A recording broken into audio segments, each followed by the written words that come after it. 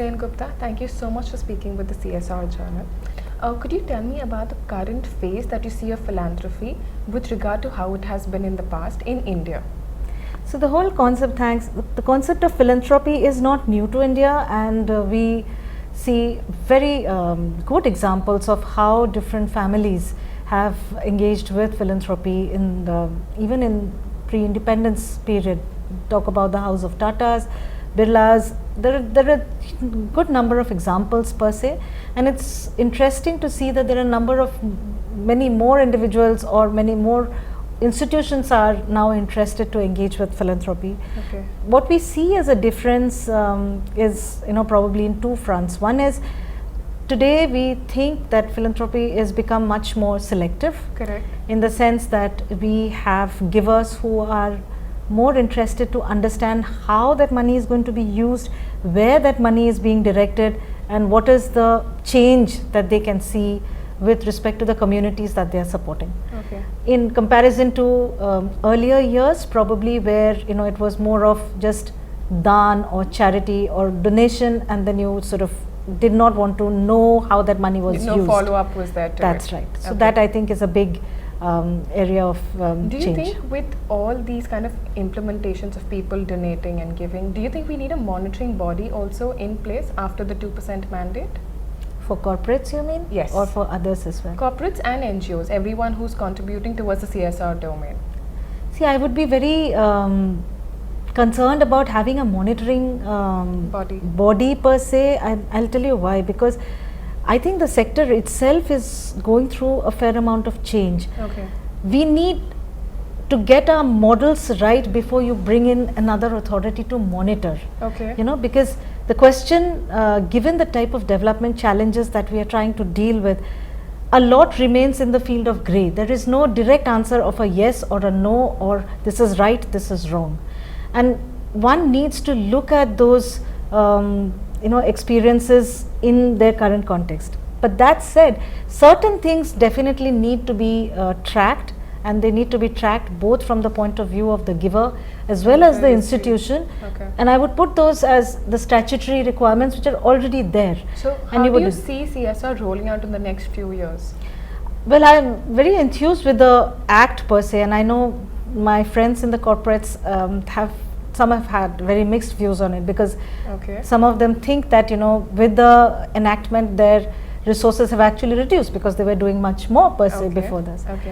But I think it's in a early stage of evolution. Earlier, what was being done was, again, the field itself is not completely homogeneous, but you had organizations who were keen to support development, and they went and made some very good interventions.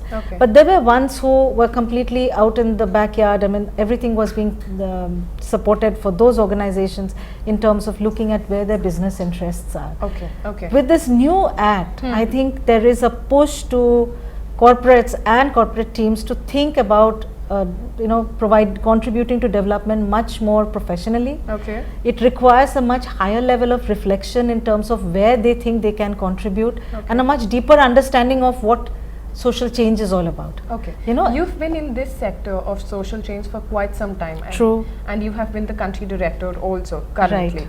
Right. What are the kind of issues that you see in governance when you have an idea and you want to implement it and it takes a lot of time? What are the kind of issues that you face?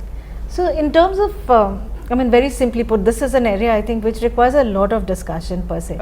But in India, more than 95% of expenditure on development actually gets made by the government. Given the huge number of national schemes that we have in place. Government's stated objective is that of being a welfare state for its citizens. So it is the largest implementer.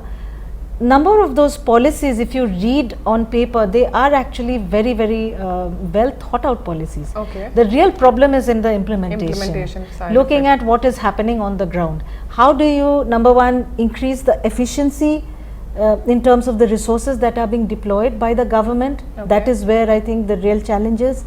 And also, how do you make those resources reach the last mile of delivery? Where I see that governance or structural issues need to be looked at is how do you focus attention at those ends and make sure that the resources which are otherwise meant for the people or communities at that end really reach there. Absolutely. So that is where governance efforts and action should really take place, and that will happen when there is action on both ends. Absolutely. That the government is tightening up its own schemes and policies, and those people are trying and to you make a have people difference. more aware and more interested about accessing those schemes. Okay. And the third element I would like to say is that of establishing mechanisms for redressal of grievances. Okay. So if a person or if a community is not receiving what they have been promised or what the schemes talk about, can they go to an agency? Absolutely. And I would really advocate for an agency which can help out with a quick redressal. Correct. Not really long drawn. Correct. There are a lot of startups that are coming up. Everyone is talking about entrepreneurship. How do you link and see entrepreneurship and CSR? Well, the current legal framework doesn't allow for CSR funding for entrepreneurship. Correct. However, I would like to define the whole concept of entrepreneurship more broadly. Okay. It's not just about financial entrepreneurship. It is about the skills that corporates can make available to The both startups. social enterprises, startups, as also provide guidance in terms of strategizing, visioning, and we think that there is a lot that corporates can do because they have already built that skill. And of for course, their own they system. also need an exit policy when so many startups are coming around. That's right. Ma'am, thank you so much for sharing your ideas You're with the welcome. CSR Journal. It's been a pleasure talking to you. Thank you. Thank This you. has been good. Thanks. Thank you.